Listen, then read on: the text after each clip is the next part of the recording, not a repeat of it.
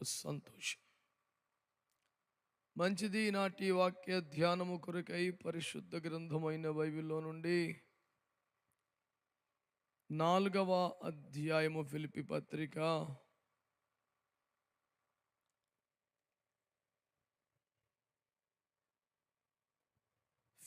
పత్రిక 4వ అధ్యాయం 3వ వచనాన్ని చదివి ధ్యానం చేద్దాం.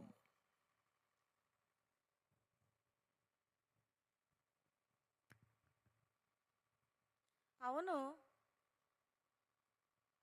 కాదు, ఏం చేయమంటావు? చదువు. నిజమైన సహకారి ఆ స్త్రీలు క్లెమెంతుతోనూ నా ఇతర సహకారులతోనూ సువార్త పనిలో నాతో కూడా ప్రయాసపడిన వారు కనుక వారికి సహాయము చేయమని నిన్ను వేడుకొనుచున్నాను. ఆ సహకారుల పేర్లు జీవగ్రంథమందు వ్రాయబడి ఉన్నవి. దేవుని పరిశుద్ధ నామానికి మహిమ కలుగునుగాక. మంచిగా చేతులెత్తి అందరం కలిసి స్తోత్రం చెబుదామండి. హల్లెలూయా. ప్రియులారా, నా వైపు చూస్తూ దేవుని వాక్యాన్ని వినమని కోరుతూ ఉన్నాను. ఈ చోట వ్రాయబడినటువంటి దేవుని వాక్యం ఏమిటంటే, ఆ సహకారుల పేర్లు జీవగ్రంథములో వ్రాయి అని చెప్పలేదు, వ్రాయబడి ఉన్నాయి అని ప్రకటించాడు. ఎవరైనా రేపొద్దున మహిమలోకి వెళ్తామా, పరలోకములో ఉంటామా, దేవుని సన్నిధికి చేరతామా అనే గ్యారంటీ ఎవరు తమ గురించి తాము చెప్పుకోలేని పరిస్థితే కదా. ఆశపడుతున్నాం, సిద్ధపడుతున్నాం అనడమే.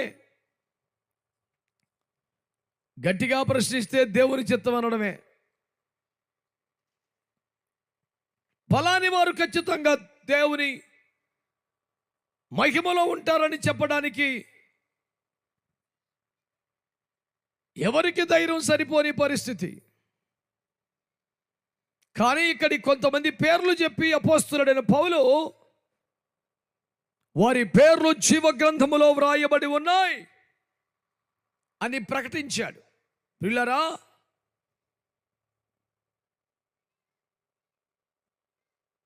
ఒకని పేరు జీవగ్రంథములో వ్రాయబడి ఉండుట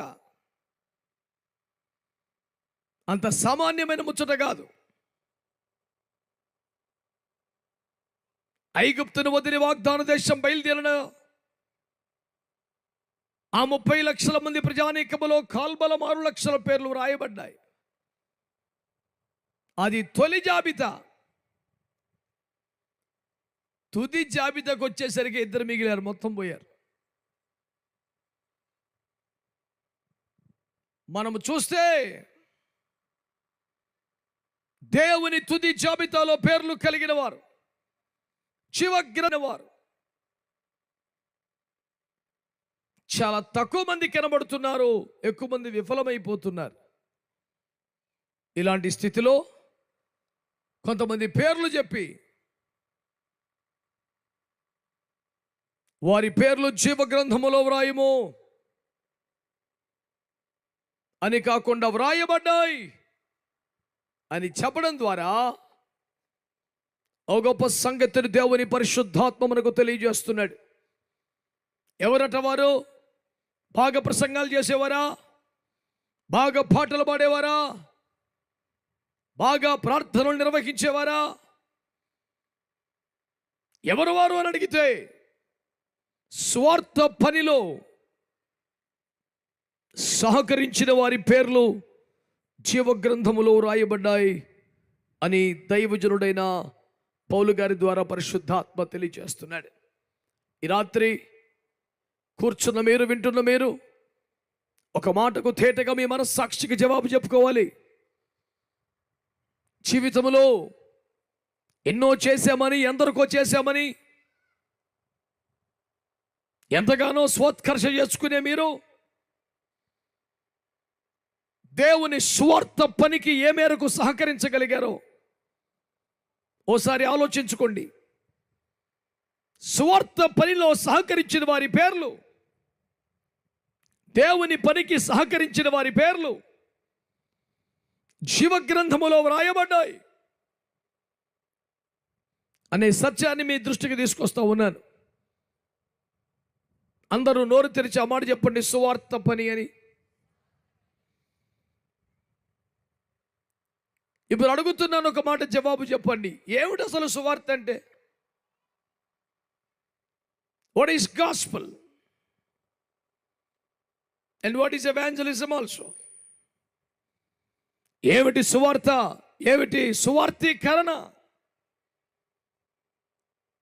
ఒక పెద్ద ఆయన చెప్పాడు, సు అంటే మంచి, వార్త అంటే సమాచారం. మంచి మంచి మాటలు చెప్తే అదే సువార్త అన్నాడు. దానికి నీతి చంద్రికలు, నీతి కథలు, సుభాషితాలు కుప్పలు తెప్పలు ఉన్నాయి భూమి మీద. మళ్ళీ నువ్వు చెప్పే మంచి మాటలు ఏమిటి? మీరంతా ఆలోచించండి. సువార్త అంటే మంచి మాటలా, స్వాంతన కలిగించే మాటలా, ఆదరణ కలిగించే మాటలా, ధైర్యం కలిగించే మాటలా? అసలు మాటలేనా, ఇంకేమన్నానా?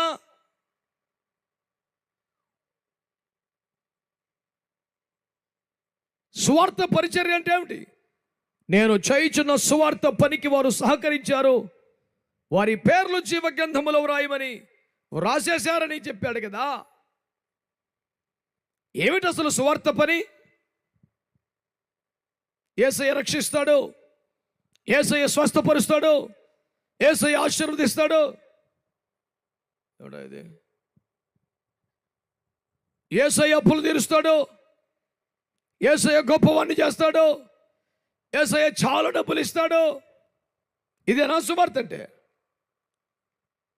నీ నొప్పులు, బాధలు, అప్పులు తీరిపోతాయి. ఇది ఆ సువార్త అంటే? మీరు ఆరోగ్య జీవనం చేస్తారు, సుఖ జీవనం చేస్తారు, ఆర్థిక అభివృద్ధి సాధిస్తారు, ఇల్లు కట్టుకుంటారు, కార్లు కొనుక్కుంటారు, బంగారం కొనుక్కుంటారు. ఇది ఆ సువార్త? అసలు ఏంటి సువార్త అంటే? మంచి మాటలు చెప్పడమే సువార్త అంటాడుగా. బైబిల్ గ్రంథములో ఒక ఉపమానాన్ని యేసు ప్రభు వారు చెప్పారు.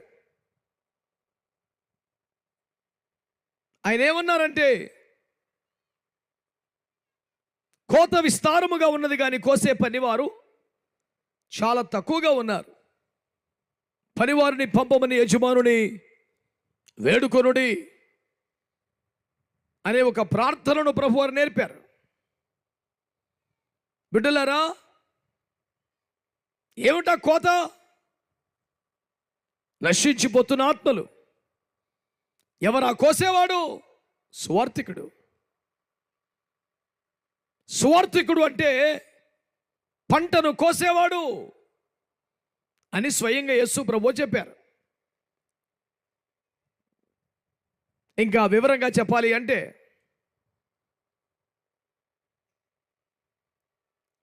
లోకము అనే పొలములో నుండి ఆత్మలు అనే పంటను సువార్త అనే కొడవలితో వేరు చేసి, సంబంధాలు తెంచేసి, అక్కడి నుంచి పూర్తిగా తెచ్చేసి దేవుని రాజ్యం అనే కొట్లలో నింపడమే సువార్తని బైబిల్ గ్రంథం తెలియచేస్తుంది. దేవునికి స్తోత్రం కలుగునుగాక. ఏమన్నా ఓపుకుంటే చెప్పండి. ఇంకా ఉందంటారు ఓపిక?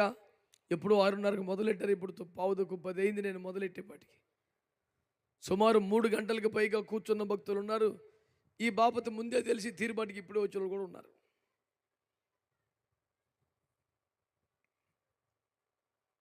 ఇన్ని డబ్బులు ఖర్చు పెట్టాక, ఎంత సౌండ్ ఎట్టాక, ఇన్ని వాయిద్యాలు పిలిచాక 3 గంటలన్న పాట పాడిపోతే ఏం బాగుంటుంది అనేది క్రైస్తవ సభల ఆనవాయితీగా మారిపోయింది. సభలంటేనే పాటల కూటాలు.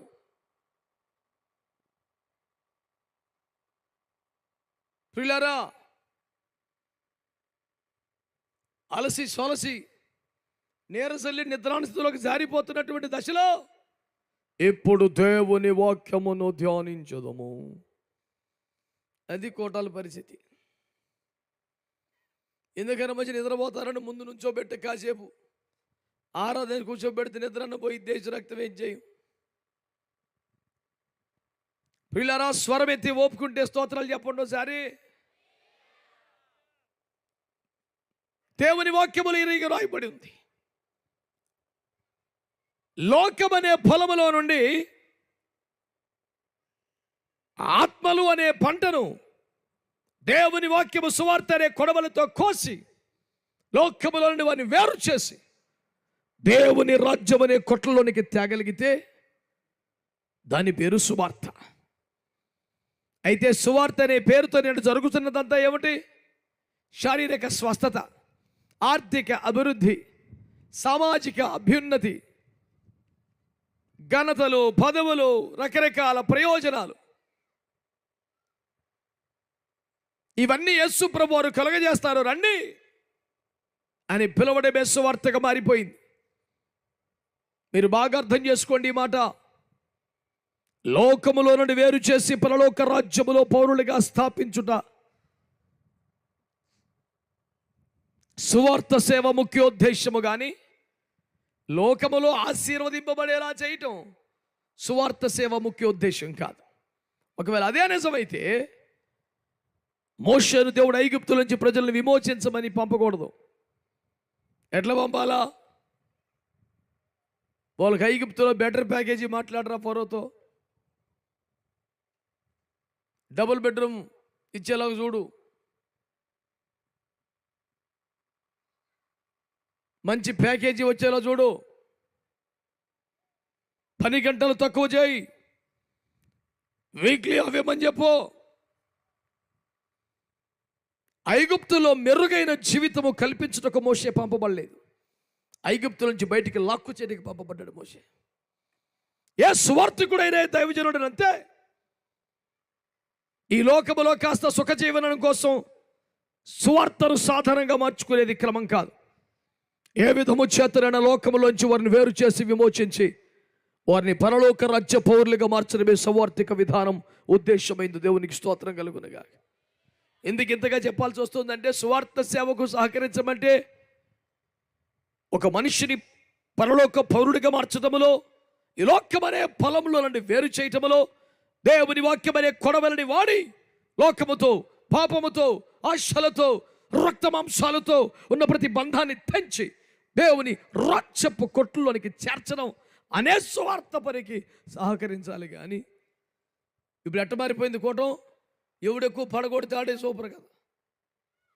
మొన్న ఒకటి చెప్పాడు అన్నా, మొన్న ఒక మీటింగ్కి వెళ్ళాను, అద్భుతమైన హెవీ అనాయింటింగ్. హల్లెలూయా. నీకు ఎట్ట తెలిసిందిరా హెవీ అనాయింటింగ్ అని? అంటే అన్నాడు, అసలు ఎట్టంటే పడిపోయారు గొప్పగా. ఈడి స్కేలు మండిపోను, ఈడి కొలత ఏం తెలిసినా ఎంత ఎక్కువ మంది పడితే అంత సూపరు. నేనంటాను, మరి పడగొట్టినాడు అంత పవర్ఫుల్ అయితే పడిపోయిన వాళ్ళందరూ లేపిన వాలంటీర్లు వాళ్ళు ఇంకెంత పవర్ఫుల్ రా? నా ప్రకారం ఇద్దరులో ఎవరు బెటర్ అంటే, నుంచున్నోడు పడగొట్టుకంటే పడగొట్టినోడు లేపినోడు సూపరు. మీకు ఎవరికి నా మాట నచ్చలేదా? నచ్చితే అవునను, ఆమెనను, స్తోత్రం అను, అంటే బీచుకుపోయి చూస్తారే. చెప్పండి ఏదో ఒకటి. అమ్మ బాబు ఎంత బరువు అండి. మీ చెయ్యి మీకే బరువు అయితే ఇంక దేవుని రాజ్యం ఎక్కడ మోసేస్తారు? కాడి ఎక్కడ మోసేస్తారు? సిలువ ఎక్కడ మోసేస్తారు? జనాలను ఎక్కడ మోసుకొచ్చేస్తారు? మా తండ్రో, ఎవరు చెయ్యి వాళ్ళకి బరువు అయిపోయింది. మరి ఎట్టా భోజనం చేస్తారు కనీసం? అసలు దానికి సపరేట్ టెంట్లు వేసి ఎక్కడికన్నా ఎక్కువ లైట్లు పెట్టాడు మా వాడు అక్కడ. అసలు అట్ట కారు తిరుగుతుంటే ఇక్కడేమో వెలవెల, అక్కడేమో కలకల.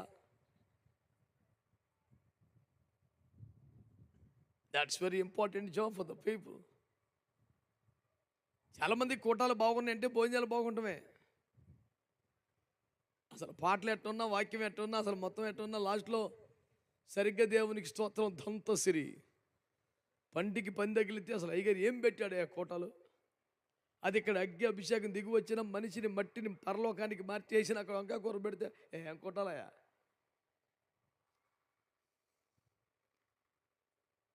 అట్లాంటి శరీర సంబంధమైన మాటలు మాకేమో లేవు. మేమంతా ఆత్మ సంబంధమే అనే వాళ్ళకి స్తోత్రం చెప్పండి. ఏమి నిజమే, అయినా నోట్ దిస్ పాయింట్, మొత్తం ఆత్మ సంబంధమేనంట. సంతోషంగా అందరు కలిసి యేసుకి స్తోత్రం చెల్లిద్దాం.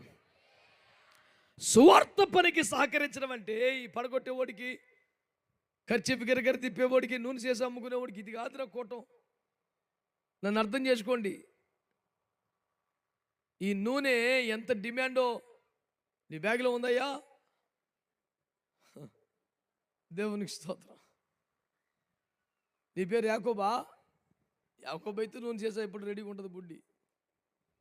ఏ ఊరు పోయినా బైబిల్ అన్నీ మర్చిపోతాడు, నూనె చేసా మర్చిపోవడం ఒకడు ఉంటాడు. అది రెడీగా ఉంటుంది బ్యాగ్లో. రాయి కనపడితే తీసిపోయిటవే నూనె దాని మీద. ఇది బేతేలే గాని మరొకటి కోదంటాడు. మళ్ళీ 20 ఏళ్ళు ఆశ ఉన్నాడు. దేవునికి స్తోత్రం. భక్తులందరూ స్తోత్రం చెప్పండి.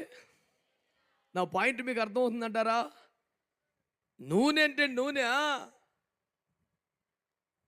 10 మంది కన్యకలు 5 వెళ్ళిపోయారంట యేసుప్రభు దగ్గరికి. 5 బయట ఉండిపోయారంట. ఎందుకమ్మా ఉండిపోయారంటే మా దగ్గర నూనె అయిపోయిందండి అన్నారు. అయ్యో బిడ్డ అంటే ఏ అంత బాధపడకో, మాకు నూనె అమ్మి ఒకటి తెలుసు. ఫస్ట్ నేను ఎప్పుడు ఖాతా ఆడి దగ్గరే. చర్చి కంటే కొత్తగా నూనె ఆడికే పోతాం. ఉన్నారయ్యా మనకే?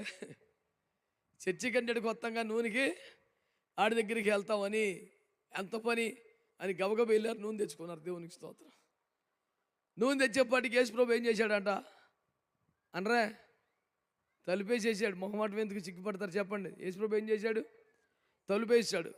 అప్పుడు వీళ్ళకి, ఓ నా ప్రాణప్రియుడా, will you please open the door for us, we have come with new oil అని చెప్పంటే అసలు మీరు ఎవరో నాకు చేతలు బాగున్నాడు.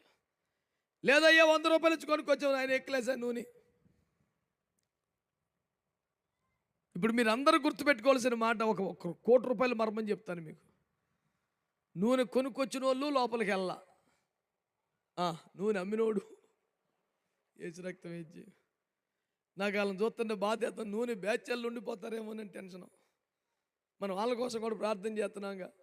అయ్యప్ప చెవులు ఎవరు మాట్లాడతలేదు ఏందయ్యా? సీట్ల వాళ్ళకి మీరు చేతులు ఎత్తి స్తోత్రం చెప్పండి. నా బాధ ఏంటంటే అమ్మినోడు బయటే ఉన్నాడు, కొన్న వాళ్ళు బయటే ఉన్నారు.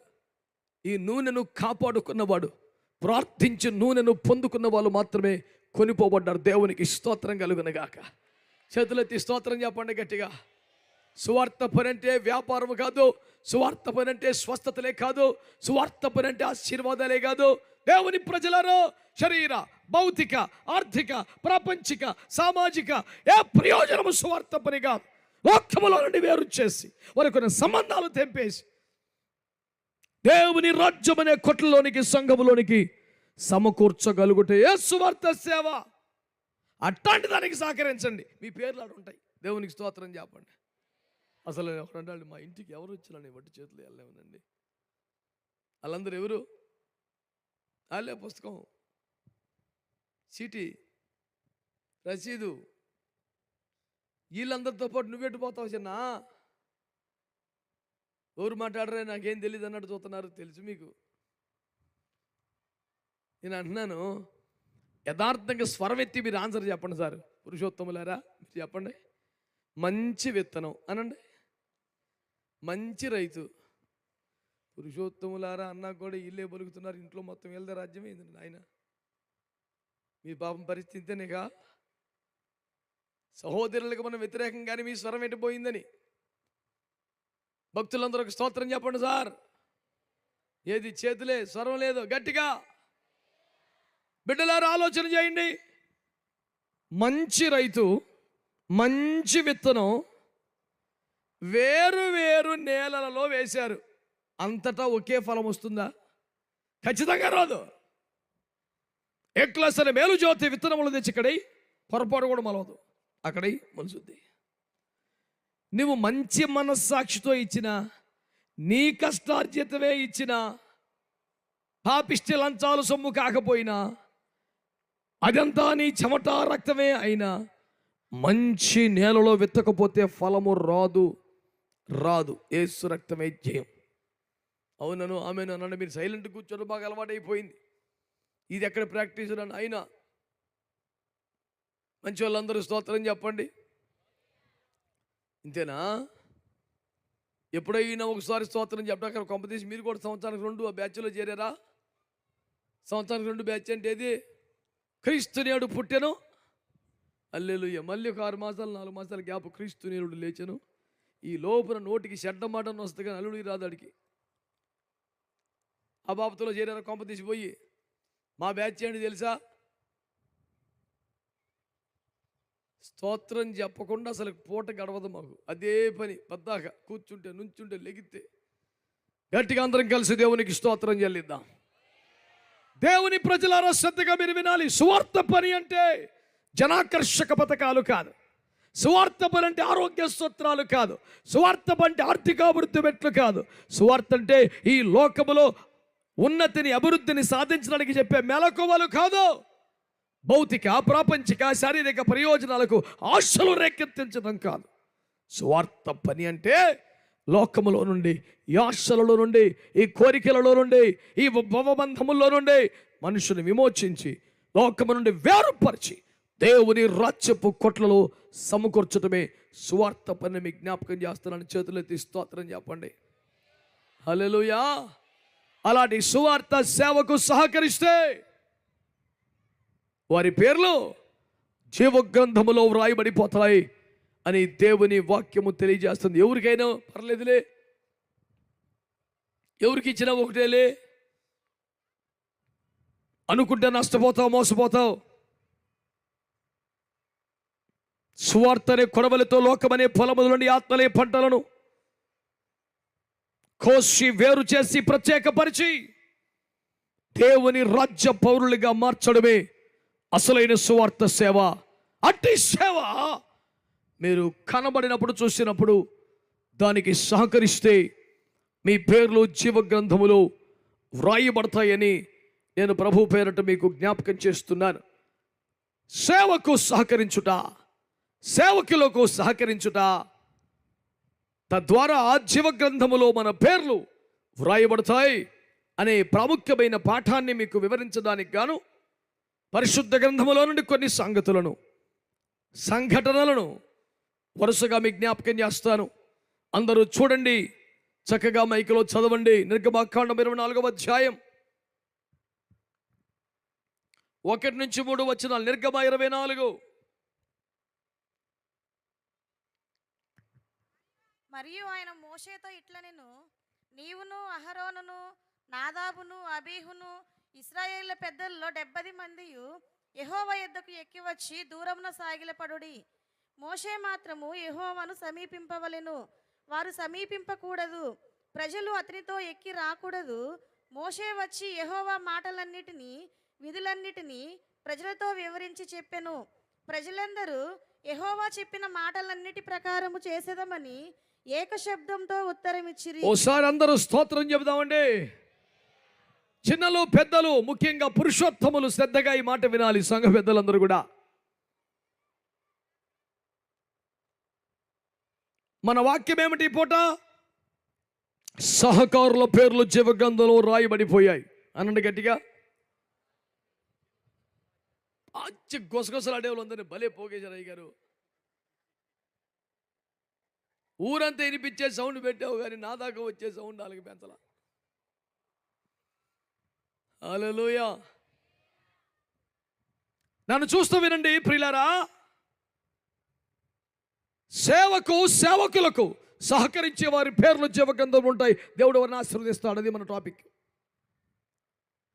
ఇక్కడ ఇశ్రాయేలు ప్రజలు విమోచించబడిన తరువాత అరణయాత్ర చేస్తుండగా, ఎడారి జీవనం సాగిస్తుండగా ఆయా మజిలీలలో వారికి ఏదైనా కష్టాలు, తగులు, తిప్పల్లో వస్తే మోషే దగ్గరికి వస్తే మోషే వారికి తీర్పులు చెబుతా ఉన్నాడు. పొద్దున కూర్చుంటే రాత్రి దాకా ఇదే పని సరిపోయిందంటే మోషే గారికి. మామగారు వచ్చాడు, ఇత్రో అల్లుడా ఈ రకంగా తీర్పులు పొద్దు నుంచి రాత్రి చెప్తే చచ్చిపోతున్నా, బిడ్డ ఏమైపోద్ది, ఎట చేయబోకు నువ్వు. నీకు ఇష్టమైతే నీ దేవుణ్ణి అడుగు, దేవుడు ఒప్పుకుంటే ఓ 70 మందిని పెట్టి కనీసం చిన్న చితగా వాళ్ళు చూసుకోవాలి. 10 మందికి ఒకటి, 50కి ఒకటి, 100కి ఒకటి, 1000 మందికి ఒకటి ఇలా పెట్టు. వీళ్ళందరి దగ్గర సెట్ అవ్వకపోతే నీ దగ్గరకు వస్తే నువ్వు చూద్దు కానీ అని న్యాయ వ్యవస్థను, కొలీజియం సిస్టమ్ని, జ్యుడిషియల్ ఆర్డర్ని జిత్రో పాలసీగా ప్రవేశపెట్టారు. చాలామందికి ఇవన్నీ ఎక్కడి నుంచి పుట్టినాయో తెలియదు. బైబిల్ గ్రంథమే దానికి మూలాధారమని నేను మీకు జ్ఞాపకం చేస్తున్నాను. ఇలా సిస్టమ్ అంతా ఏర్పాటు చేశాక ఈ 70 మంది పెద్దలు మోషేకు సహకరిస్తూ మోషే స్వాంతన పొందినట్లు, విశ్రాంతి దొరికినట్లు, రెస్ట్ తీసుకున్నట్లు, మోషే భారం తగ్గించి సహకారం చేస్తూ ఉన్నారు. ఒకరోజు దేవుడు ఏమన్నాడంటే, నాన్న మోషే, మీ 70 మంది తీసుకొని కొండ మీదకి రా, నేను మీతో మాట్లాడతాను అన్నాడు. సరే, అందరూ బయలుదేరి వెళ్ళారు. మోషే, అహరోన్, నాదాబు, అబీహు వీళ్ళందరూ బయలుదేరారు, 70 మంది పెద్దలు. తేరా బయలుదేరాక వాళ్ళందరినీ సీనాయి కొండ దిగు నాగమను, నువ్వు బట్టికి రా పైకి అన్నాడు. పెద్దలకి ఎట్టుండిద్ది? మామాట ఎందుకు, పెద్దలే చెప్పండి, పర్లేదు. ఎట్టకారంగా ఉందా నీకు? ఈ మాత్రానికి ఇంటి దగ్గర ఉంచొచ్చుగా మమ్మల్ని బయలుదేరితేసి పాలెంలో నుండి 70 మంది, అన్న మీరు రండి అన్న, పెద్దలు మీరు రావాలన్నా, తీరా తీసుకొచ్చిన తర్వాత కొండకి నాగమంటా మమ్మల్ని ఒక్కడ పైకి ఎక్కుతావా? ఎట్ట కనపడుతున్నావు? ఆ మాటకి ఇంటి దగ్గర ఉంచాల్సింది మమ్మల్ని. బయలుదేరి తీసేవా? సేనాయి కొండ అన్నావా? తీరా వచ్చా కొండ కింద ఆపుతున్నావా? ఏమనంటే దేవుడి చిత్తం అంటున్నావా? అదే పాస్టరా, తప్పిది, పెద్దలతో పెట్టుకోబాకు. అదేంటో కానీ నా 70 మంది ఈ మాట చెప్పగానే, యెహోవా ఎలా చెప్తే అలాగే చేస్తాం సార్, ఆ ఇబ్బంది ఏమి లేదని ఈ 70 మంది పెద్దలు పాలెం నుంచి ప్రత్యేకింపబడిన మోషేతో పాటు కొండెక్కకుండా కొండ దిగున ఆగిపోవడానికి ఇష్టపడ్డారు. మోషే, అయ్యి బాబోయ్ ట్రబుల్ పెట్టేస్తారేమనుకున్నాను, కానీ దేవుని కృపలో పంపించేసారు అని వెళ్ళాడు. మాట ముచ్చటయింది, దిగొచ్చాడు. సెకండ్ ట్రిప్పు మళ్ళీ కొండ మీదకి రమ్మన్నాడు. ఈ 70 మందిని వేసుకుని వెళ్ళిపోయాడు. స్తోత్రం చెప్పండి. చదువు బిడ్డ 9వ వచనం నుండి. తరువాత మోషే, అహరోను, నాదాబు, అబీహు ఇశ్రాయేలు పెద్దలు ఈ పెద్దలు 70 మందిని అంటి పెట్టుకుని వెళ్ళిపోయాడంట. ఇశ్రాయేలు దేవుని చూచిరి, ఆయన పాదముల క్రింద నిగనిగనాలు నీలమయమైన వస్తువులన్నిటిది ఆకాశ మండలపు తేజము వంటిది ఉండెను. ఆయన ఇశ్రాయేలీయుల ప్రధానులకు ఏ హాని పట్టుకో మాట. వారు ఇశ్రాయేలులో ప్రధానులకైనా ఏ హానియో చేయలేదు. వారు దేవుని ముఖమును చూచి అన్నపానములు పుచ్చుకున్నారు. గట్టిగా చప్పట్లు కొట్టండి ఒకసారి, గట్టిగా. ఏ రక్తం ఇచ్చేయి. ఒక దైవజనుడు చెప్పాడు, చప్పట్లు కొడితేనంట అవమను మోసం చేసిన గర్సర్పం దారి తప్పితే చేతుల మధ్యలో పడితే తప్పడైపోవాలంట. అట్టుకుంటున్నాడు. మీరు చెప్పండి యథార్థంగా, మీరు కొట్టిన దెబ్బలకి దోమన్నది వచ్చిందా? ఎట్టుండాలి? చప్పట్లాంటి చేతిలో ఒప్పడం కాదు, సౌండ్ రావద్దు. అడవుడు చేస్తున్నారు తప్ప సౌండ్ కనపడతా. బిడ్డలారా, ఎంత మంచి మాట కదా. మీరు కొండ కింద ఆగండి 70 మంది, మోషేను ఒకటి వేరా అన్నాడు. ఇలా ఫీల్ అవ్వరా, అవమానంగా భావించరా. దేవుని చిత్తమయ్యా, దేవుడు ఎట్ట చెప్తాటయ్యా. మిమ్మల్ని రమ్మంటే మీరు వెళ్ళండి, మమ్మల్ని రమ్మంటే మేము కూడా వస్తాం, ఆగమంటే ఆగుతాం, మిమ్మల్ని ఎప్పుడు ఇబ్బంది పెట్టాం సేవలో అని కొండ కింద ఆగిపోయారు. మోషేతో దేవుడు మాట్లాడాడు. ఈసారి దిగి వచ్చాడు లేదప్పుడు, అన్న మీరు కూడా రండి అన్నా అని 70 మందిని వెంట పెట్టుకుని కొండ మీదకి వెళ్ళాడు. వెళితే ఏం జరిగింది తెలుసా? ఇశ్రాయేలీలు ప్రధానులకు దేవుడు ఏ హాని చేయలేదు. వాళ్ళు సంపూర్ణంగా దేవుని మహిమ దర్శనం చూశారు. తృప్తి పడి దేవుని ముఖమును చూచి అన్నపానాలు తిని ఇంటికి వచ్చారు. మోషేకు మాత్రమే సాధ్యమైన ఘనత, మోషేకు మాత్రమే కేటాయించబడ్డ ఘనత, మోషే మాత్రమే ఎక్కి ముఖాముఖిగా చూడాల్సిన అనుభవం ఇశ్రాయేలు పెద్దలందరికీ దేవుడు ప్రసాదించాడు. ఎందుకు ఇలా జరిగిందంటే, వాళ్ళు పెద్దలైనా ప్రత్యేకింపబడిన వారైనా సగం భారం మోస్తున్నా చిన్న చితక తీర్పులన్నీ చూసుకుంటున్నా మోషేకింత సహకారం చేసినా కొండ కింద ఆగమంటే ఆగారు, రమ్మంటే వచ్చారు, పొమ్మంటే పోయారు.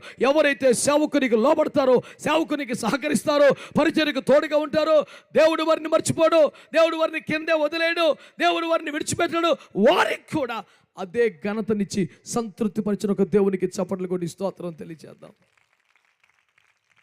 ఎవరు మన దేవుడు?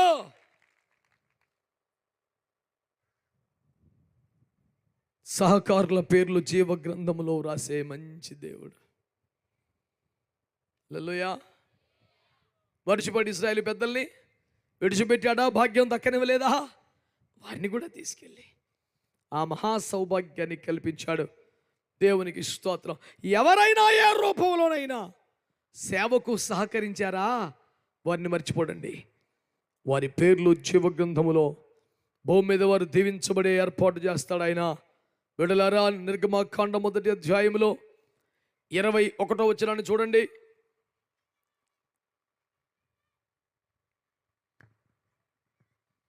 ఆ మంత్రసానులు దేవుడికి భయపడినందున ఆయన వారికి వంశాభివృద్ధి కలుగ చేసెను. ఎక్కడైనా ఉందా ఈ చరిత్ర?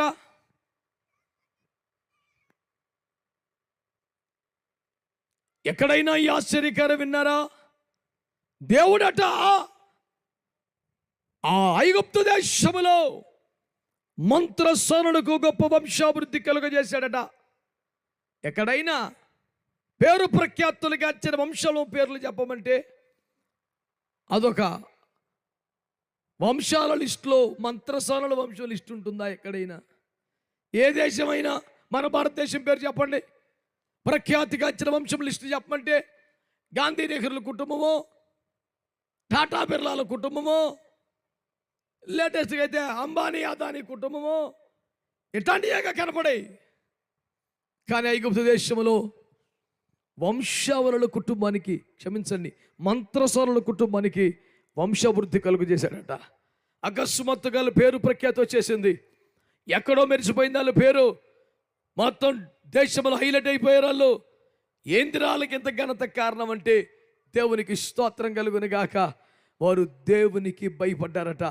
అంటే హెబ్రీల పిల్లలలో ఎవరికైనా మగ పిల్లలు పుడితే కాన్పు పీటల మీదే వారిని చంపాయి, వాళ్ళ సంతతి ప్రబలకూడదు అని ఫరో ఆజ్ఞాపించాడు.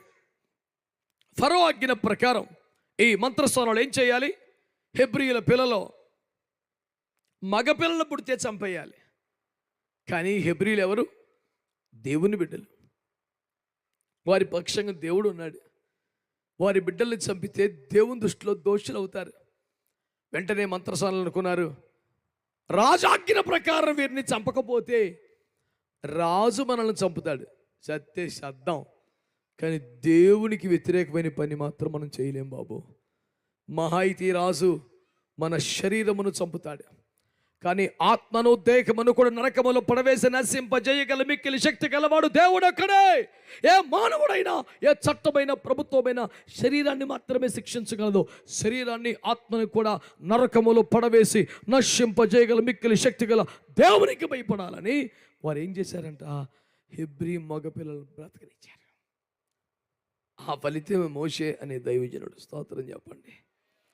కోట్ల మంది, లక్షల మంది విమోచించబడటానికి యేసుక్రీస్తు స్వయంగా నేను మోషే వంటి సేవకునని తను మోషేతో పోల్చుకునేంత ఘనమైన సేవ చేయడానికి, భూమి మీద సాత్వికుడు, ఇల్లంతడు నమ్మకస్తుడు, 30 లక్షల మంది ప్రజానీకాన్ని మెడగట్టుకొని పెంచిన గొప్ప దైవజనుడు, ఒక్క రాత్రి 30 లక్షల మందికి బాప్తిస్మ సర్వీస్ కండక్ట్ చేసినోడు, ఎంత గొప్ప దైవజనుడు.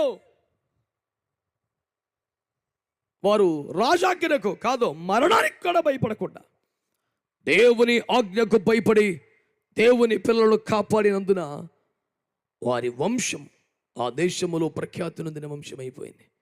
ఆ అవసరానికి వాడుకొని ఏ పాత వస్త్రాలో ముఖాన పడేసి పొందో చెల్లించేసి మళ్ళీ వారిని జ్ఞాపకం చేసుకోరెవరు? అయ్యో ఆ దినమును వారు లేకపోతే నా పిల్ల ఎలా ఉండేదో అని పుట్టినరోజు కూడా పిలుస్తాడు వాళ్ళని. వాళ్ళకి ఎవరైనా గిఫ్ట్ ఇస్తాడా? ఎవరు ప్రపంచంలో పట్టించుకునేది? అట్లాంటి వాళ్ళని యేసయ్య పట్టించుకున్నాడు. వారికి వంశాభివృద్ధి కలుగు చేశాడు. ఆ దేశములోనే ప్రఖ్యాతి నొందిన వంశముగా వారు ఎదగటానికి అవకాశం ఏర్పడింది. ఈ రాత్రి మీకు ఒక విషయం గుర్తు పెడుతున్నాను. దేవుని సేవకు, దేవుని సేవకులకి ఏ విధముగానైనా సహాయపడితే, సహకారపడితే దేవుడు వారిని మర్చిపోడు, వారిని ఆశీర్వదిస్తాడు, వారి పేర్లు జీవగ్రంథంలో రాస్తాడు. చేతులెత్తి స్తోత్రం చెప్పండి, మంచిగా చెప్పండి హల్లెలూయా. హాస్పిటల్లో రోగులకు సహకరిస్తేనే ఆశీర్వాదం అయితే, జైల్లో ఖైదీలకు ఫ్రూట్స్ పంచిపెడితేనే బేభత్సం అయితే, సర్వమును విడిచి సేవకు ఇచ్చిన పరిశుద్ధ సేవకులకు సహకరించడం దీవెన కాదా? ఆశీర్వాదము కాదా? ఈ పూట మీరు గమనించమని ప్రభు పేరట మీకు మనవి చేస్తున్నాను. దేవుని సేవకు కానీ, సేవకులకు కానీ సహకరించిన వారు ఎవరు కూడా నష్టపోరని, వారి పేర్లు జీవగ్రంథములో రాయబడతాయని, వారు భూమి మీద ఆశీర్వదింపబడతారని నేను దేవుని వాక్యము ద్వారా మీకు తెలియపరచగలుగుతున్నాను. మరొక వచనాన్ని చూడండి, యెహోషువ గ్రంథము చూడండి దయచేసి. యెహోషువ గ్రంథము 2వ అధ్యాయం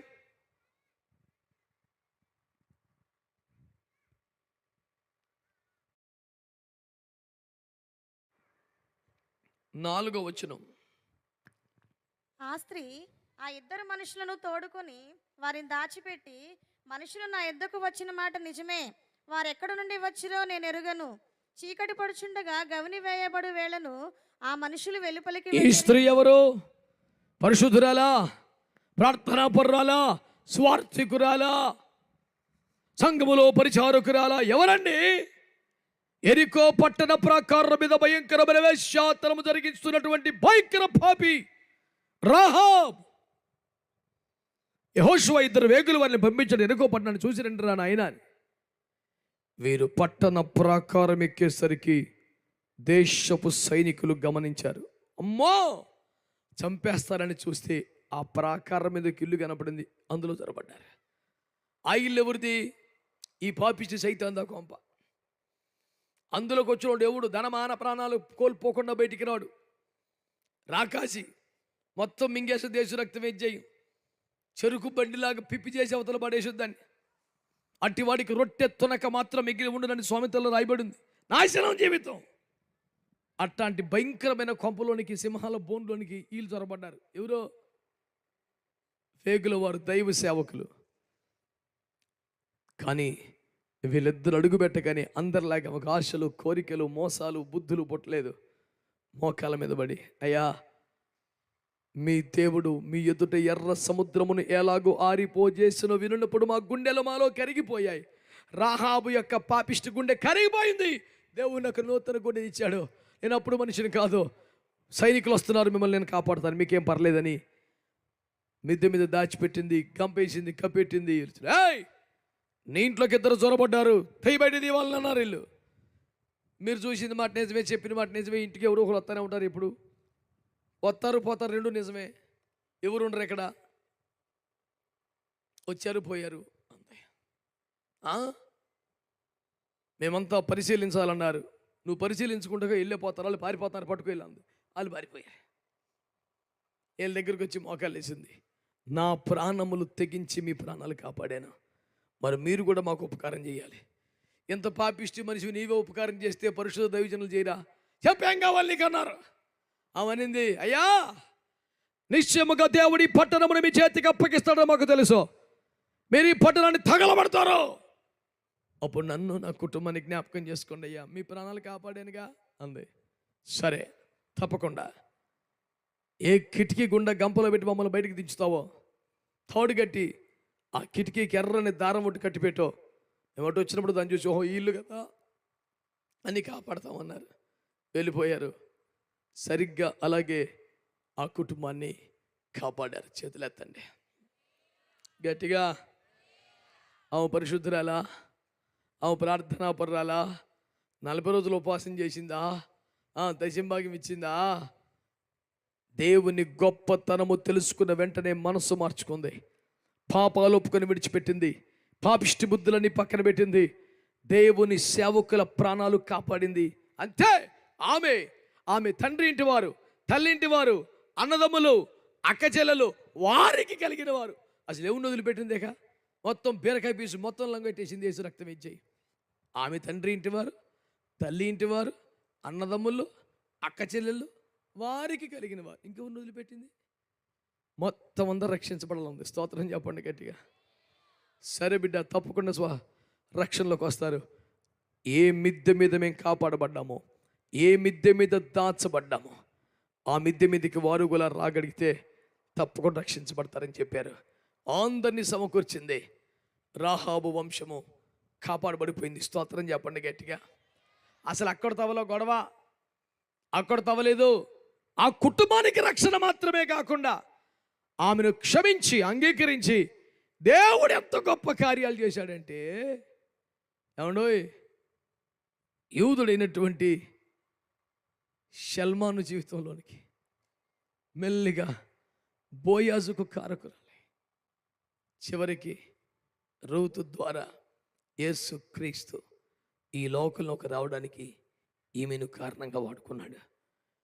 నూతన నిబంధనలో మత్తయి 1వ అధ్యాయంలో అబ్రాహాము, ఇస్సాకు, యాకోబుని లిస్టు చూసుకుంటే అందులో రాహాబునందు అనే ముచ్చట మీకు కనపడితే, యేసు ప్రభువా మీ తల్లుల పేర్లు చెప్పండి అంటే ఆయన అంటాడు, మా తల్లి అయిన రాహాబు, ఓరి నాయన, మా తల్లి అయిన శారా, మా తల్లి అయిన రిబ్కా అంటే బాగుంది, కానీ మా తల్లి అయినా చిచి చిచి చిచి చిట్టి అలాంటి పేరు పెట్టావంటే ఆమెను ఎందుకు రానిచ్చావు? ఆమె నా సేవకులను కాపాడింది. నా సేవకుల ప్రాణాలు రక్షించడానికి తన ప్రాణం రిస్క్ చేసింది. నేను మర్చిపోతే అన్యాయస్తున్నవుతాను. ఆమెకు ఈ శ్రేష్టమైన ఆధిక్యతనిచ్చాను. ఎంతకన్నా పెద్ద పోస్ట్ ఉండిద్దా? యేసుకు తల్లిగా లోకానికి ఆమెను పరిచయం చేశాడు. యేసయ్య ప్రేమకు చేతులెత్తి స్తోత్రాలు చెప్పండి. చెప్తారా గట్టిగా? ఎక్కడో తృణీకరించబడ్డ జీవితం, పాపభూయిష్టమైన లోపభూయిష్టమైన పాపిష్ట జీవితం, తృణీకరించబడి అవమానపరచబడే జీవితం, అలాంటి జీవితానికి యేసు ఎంత గౌరవం ఇచ్చాడు. అమ్మా అని పిలిచావనే అంత ఆనందపడిపోతే ఏకంగా అమ్మగా స్థానాన్ని కట్టబెడితే ఇంకెంత గౌరవం అండి. తృణీకరించబడ్డ వారికి, వెలివేయబడ్డ వారికి, సమాజం అవమానించి అసహ్యపరుచుకునే వారికి తల్లి స్థానమునిచ్చి గౌరవించిన ఒకే ఒక్క వ్యక్తుడు ఈ రాత్రి నేను ప్రకటిస్తున్న ప్రభువైన యేసుక్రీస్తు వారు. ఎవరైనా ఉద్ధరించే వాళ్ళు ఉంటే, ఆదరించే వాళ్ళు ఉంటే, గౌరవించే వాళ్ళు ఉంటే, మనిషి జీవితానికి విలువ పెంచేవారుంటే వారి పేరు ప్రభువైన యేసుక్రీస్తు వారిని మీకు జ్ఞాపకం చేస్తున్నాను. ఇంతటి సౌభాగ్యానికి రాహాబు ఎలా నోచుకోగలిగిందని అడిగితే, దేవుని సేవకులను కాపాడుటకు తన ప్రాణములు అడ్డేసి ఈ కార్యము చేసినందున వారికి ఘనత లభించింది. చేతులెత్తి అందరూ స్తోత్రం చెబుదాం. మరొక భక్తుడు కనపడతాడు. రాజుల మొదటి గ్రంథము 18వ అధ్యాయం. రాజుల మొదటి గ్రంథము 18వ అధ్యాయం.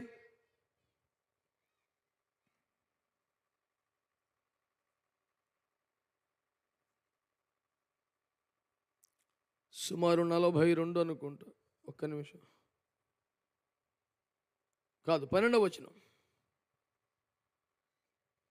అయితే నేను నీ యొద్ద నుండి పోవు క్షణమందే యెహోవా ఆత్మ నాకు తెలియని స్థలమునకు నిన్ను కొంచుపోవును.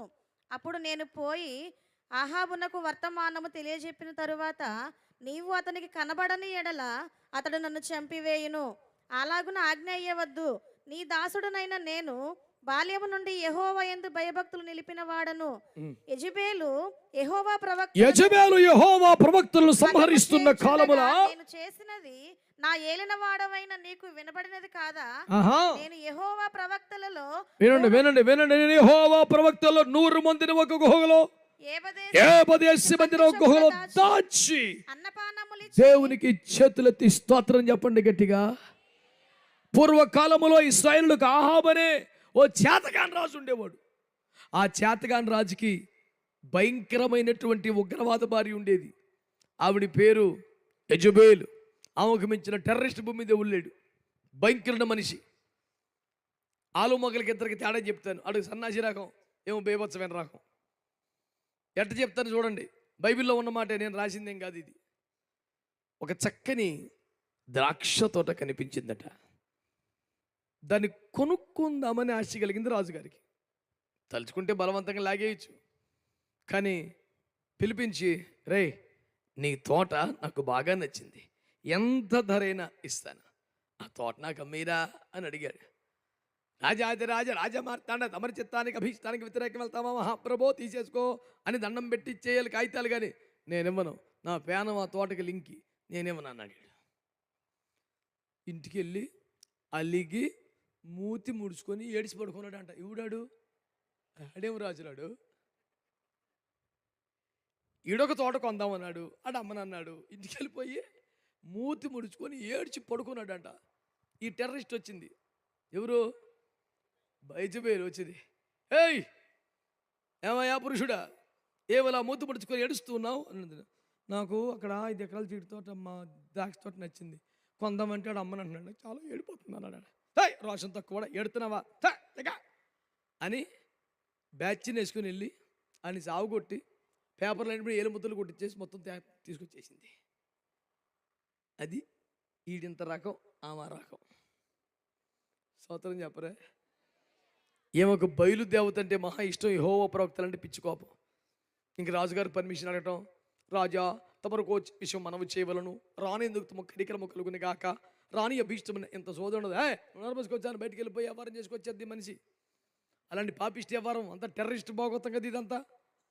కత్తులు కటారులు వేసుకెళ్ళి దేవుని ప్రవక్తలందరినీ చంపేస్తుందంట. యెహోవా దేవుని ప్రవక్త కనపడితే చంపేయడమే. ఈ దాష్టికము చెలరేగిపోతుండగా ప్రవక్తలు గజగజలాడిపోతే భయపడిపోతూ ఉంటే ఓబద్య అనండి గట్టిగా. ఓబద్య అనే ఒక పెద్ద మనిషి ఏం తెలుసా, ఈ ప్రవక్తలందరినీ 100 మందిని అడవిలో కొండలో తీసిపోయి 100 మందిని ఒక గుహలో 50 మందిని గుహలో దాచిపెడితే గొప్ప కాదు, వాళ్ళు అక్కడ దాగిన కాలమంతా అన్నపానములు ఇచ్చి వారిని పోషించాడంట. ఏమన్నా మామూలు విషయమా? 100 మందిని ఒక గుహలో 50 మందిని గుహలో అంటే 100 మంది అంటే ఒక 100 కాదనేగా, టోటల్ 500 వేసుకో. 500 మందికి ఒక్కరోజు భోజనం పెడితే మన కొంపలో పెళ్లి చేసినట్టే. దేవుని గొప్పలు 500 భోజనాలు అయినాయండి, అందరికీ మరి సమృద్ధిగా సరిపోయినండి. ఇంకా 100 మందికి మిగిలిపోయిందండి. మనకి పెళ్ళి అయిన 20 సంవత్సరం 16 సంవత్సరం కూడా మనకి అది సాక్షిగా నిలబడిపోయే కార్యం. ఇదేందిరా రోజుకి 500 మందికి పెట్టాలంటే? అది కూడా ఆ పాపిష్టి టెర్రరిస్టు యెజబెలు కన్నుగప్పి సమాచారం లీక్ అవ్వకుండా గుహల్లో దాగి ఉండని వండి వడ్డించాడట. చేతులెత్తి స్తోత్రం చెప్పండి. అతని అలా నిలబడకపోతే, రోషంగా పనిచేయకపోతే ప్రవక్తలు మిగిలిండే వాళ్ళు కాదు. ఆ తరములో దేవుని పేరట ప్రార్థన చేసేవాళ్ళు కరువైపోయేవాళ్ళు. ఈ రోజున మనం చేస్తున్నాను, దేవుని సేవలో నీ సహకారం ఎంత? మరి ఫస్ట్ కార్ నుంచి కూడా మేము సంఘములో మరి ఏం చేసావు? అది ఎవడో ఉన్నాడు బెతెస్దా కోన దగ్గర 38 సంవత్సరాలు, సీనియర్ మోస్ట్ పేషెంట్ తెలుసా? యోహాను 5:5 ఉంటాడు ఇక బెతెస్దా కోనేది. అక్కడికి వచ్చి ఎన్నాళ్ళు అయిందంట. ఆడికి జబ్బు వచ్చి ఎంతకాలం అయింది ఎవడికి తెలియదు. అక్కడికి వచ్చే 38, సీనియర్ మోస్ట్ నెంబర్ 38 ఈడు. ఆ ఎంట్రీలో పడి ఉన్నాడు. నాలాంటి కొత్త పేషెంట్ వచ్చాడు ఇంకో, ఎక్కడి నుంచి? వైజాగ్. ఏంటి షుగరా? ఎలా అక్కడ నుంచి అడగచ్చు అండి. సీనియర్ ఎక్కడ ఎలా? అప్పుడు ఈడేమంటాడు, సార్ మీకేమైంది సార్? మనకు పక్షవాతంలే. ఎప్పుడు వచ్చారు సార్? 38 years back. మీకు తగ్గలేదు సార్? తగ్గలా. ఈ కొత్తవాడికి ఎట్లుండిద్ది? 38 ఏళ్ళ మట్టి ఇడిపోడు ఉంటే ఈడికే తగ్గలేదు. ఇప్పుడు వస్తే నాకు ఏడ తగ్గుద్దే. ఇక్కడ మహిమలు పెద్దగా ఉన్నట్టు లేవు అని ఇంకో కోనేరు చూసుకుంటున్నాడు వీడు. ఇదంతా యేసుప్రభు చూశాడు. రై నువ్వు లేచి పరిపెత్తికి వెళ్ళిపోరా అన్నాడు. అంటే యేసుప్రభు ఈడంటాడు, no Lord, the angel of the Lord has come and he must stir up the water, then I must get into the water spirit. లేక నుంచి లేదు ప్రభు, దూత రావలను, నీళ్లు కదపవలను, మొదట దిగవలను, అప్పుడే. అక్కర్లేదు నన్ను వెళ్ళిపోరే. ఎందుకని? ఈడు స్వస్థపడడు. కొత్తగా వచ్చినోడికి ఎందుకురా బ్యాచి? మంచి వాళ్ళందరూ స్తోత్రం చెప్పండి. నువ్వు ఉన్నావంటే 10 మందికి ఆదర్శంగా ఉండాలి, 10 మందికి స్ఫూర్తినిచ్చేదిగా ఉండాలి, 10 మందికి దారి చూపేవాడుగా ఉండాలి, 10 మందిని బలపరిచేవాడుగా ఉండాలి. వారికి దారి చూపించే భక్తి నువ్వు చేయాలా. చేతులెత్తి స్తోత్రం చెప్పండి. ఒక్క ఓబద్య ఉన్నాడు అంటే దేవుని బిడ్డలారా, 100 కొద్ది ప్రవక్తలను కాపాడిన అద్భుతమైన వ్యక్తిగా సాక్ష్యము కలిగి ఉన్నాడు. ఒక్క రాహాబు ఉందంటే దైవజనులను కాపాడిన మనిషిగా సాక్ష్యం కలిగింది. ఉన్నావెందుకు మరి సంఘంలో? మీరంటే వాళ్ళు వచ్చారు కానీ మేము 38 years ఏం చేశావు?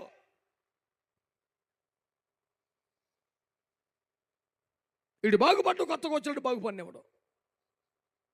ఖచ్చితంగా ఫ్యాన్ కింద కూర్చి నాకే కావాలి.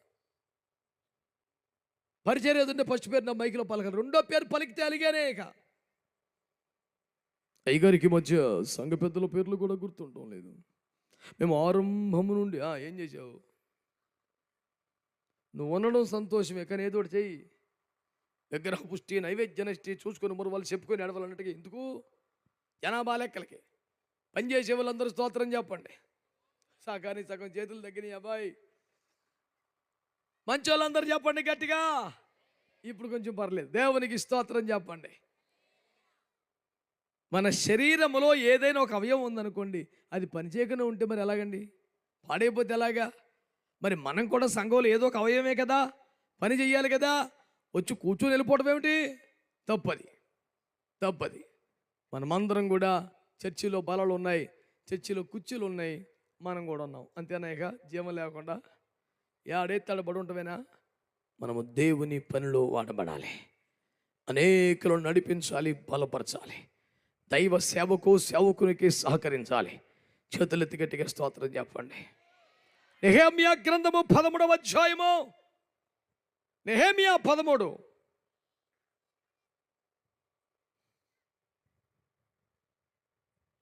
ఇంకా దొరకలేదమ్మా?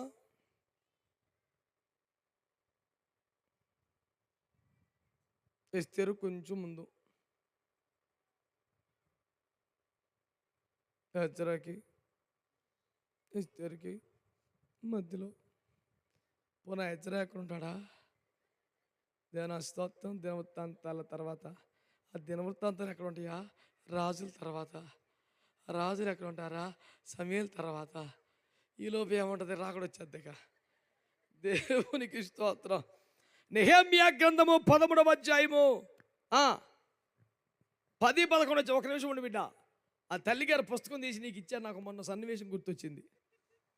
అయ్యా, మొన్న మీటింగ్ పోయా. నీకు నా పని ఇదేగా.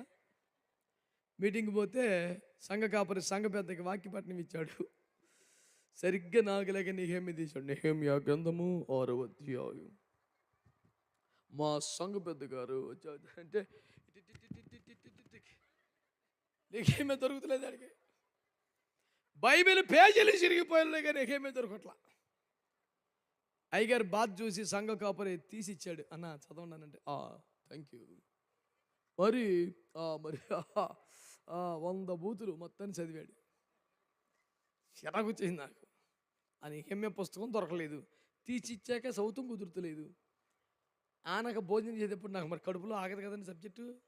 అడిగెత్తే కానీ మనసు ఎంత ఉండదు. నానా, అసలు బైబిల్ తీర్చురానుడిని తీసి ఇచ్చినా చదవరానుడిని నువ్వెందుకు సంఘ పెద్దగా పెట్టుకున్నావు అని అడిగా. తప్పే ఉందండి అడిగాడు. అడ్డు చూసి అంటాడు, ఊరుకానా ఏ నాన్న పెట్టి ఆడే నన్ను పెట్టుకున్నాడు పాస్టర్గా. ఓర్నిద్దరిద్దరం పాడుగాను. ఎటు కూడా ఉండిద్దా?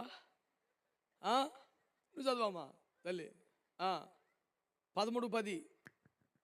మరియు లేవీయులకు రావాల్సిన పాళ్ళు వాళ్ళకి రావాల్సిన పాళ్ళు వాళ్ళు అందకపోవట చేత సేవ చేయు లేవీయులందరూ తమ పొలములకు పారిపోయారని తెలుసుకొని. నాయనా, అందరు గట్టిగా స్తోత్రం చెప్పండి. నానా బాధలు పడి ప్రాకారం గట్టి తలుపులు పెట్టి చర్చి రెడీ చేస్తే పాస్టర్లు ఎవరు లేరంట. ఎంక్వైరీ చేశాడు. లేవీలు ఏమైపోయారా అంటే పొలంలో పని చేసుకుంటున్నారు. వెళ్ళి పట్టుకొచ్చి మీకేం పోయి కాలం పొలంలో పని చేసుకుంటారు మీరు అని అడిగితే, భార్య బిడ్డలతో ఉన్నాం, మాకు రావాల్సిన పాలు ఎవరు ఇవ్వట్లేదు, ప్రథమ ఫలం లేదు, దశంభాగం లేదు, మొదటి ముద్ద లేదు, అల్లాడిపోతున్నారు పిల్లలు. వాళ్ళ కడుపు నింపడానికి పొలంకి వెళ్ళామయ్యా అంటే లాక్కొచ్చి ఇశ్రాయేలు పెద్దలందరిని పట్టుకొచ్చి 11వ వచనం. నేను అధిపతులతో పోరాడి దేవుని మందిరం ఎందుకు లక్ష్య పెట్టలేదని అడిగి. ఆగండి. ఎవరితో పోరాడు? పెద్దలో ఉన్నారు. ఇన్నెవరు చేస్తారు? దేవుని మందిరం ఎందుకు లక్ష్య పెట్టలేదు మీరు? సేవ ఆగిపోకూడదు కదా, మందిరం తలుపులు వేయబడకూడదు, దీపం ఆరిపోకూడదు, బలిపీఠ దగ్గర ఆరకూడదు, ఎందుకు ఇలా చేశారు అని పోరాడి యాజకులకు రావలసిన పాలు ఇప్పించి మరలా సేవ నిలబడటానికి నెహెమ్యా కారకుడయ్యాడు. చేతులెత్తి స్తోత్రం చెప్పండి, గట్టిగా చెప్పండి. నెహెమ్యా ప్రవక్త కాదు, యాజకుడు కాదు, దైవజనుడు కాదు, అతడు ఒక ఉద్యోగస్తుడు. అది కూడా క్లాస్ 4 ఎంప్లాయ్. రాజు గిన్నె అందించేవాడు. కానీ దేవుని సంఘ పట్ల బాధ్యత కలిగి చేసేది చిన్న ఉద్యోగమైన మందిరం మళ్ళీ నిలబడటానికి, సేవకులు మళ్ళీ వాడబడటానికి, సేవ గొప్పగా జరగడానికి తాను కారకుడయ్యాడు. చేతులెత్తి గట్టిగా స్తోత్రం చెప్పండి.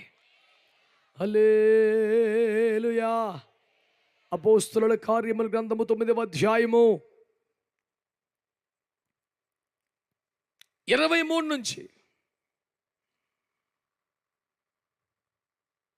అనేక దినములు గతించిన పిమ్మట యూదులు అతనిని చంపన ఆలోచింపగా వారి ఆలోచన సౌలుకు తెలియవచ్చును.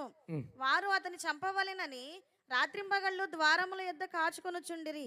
కనుక అతని శిష్యులు రాత్రివేళ అతనిని తీసుకుని పోయి గంపలో ఉంచి గోడ గుండా అతనిని క్రిందికి దింపిరి. చెప్పండి. పౌలయ్య గారు మొదటి సాక్ష్యం చెప్పాడు, నేను ఎక్కువ సేవ కూడా చేయలేదు పాపం. ఒరేయ్, వీడు మన చేతిలో తురుపు ముక్కగా ఉంటాడు అనుకుంటే అందులోకి మారిపోయాడు ఏంది వీడు, ఈయనెట్ట బతకనిత్తే సుఖం లేదని అతన్ని ఎలాగూ సంహరింతుమా అని కాపుగాశారంట.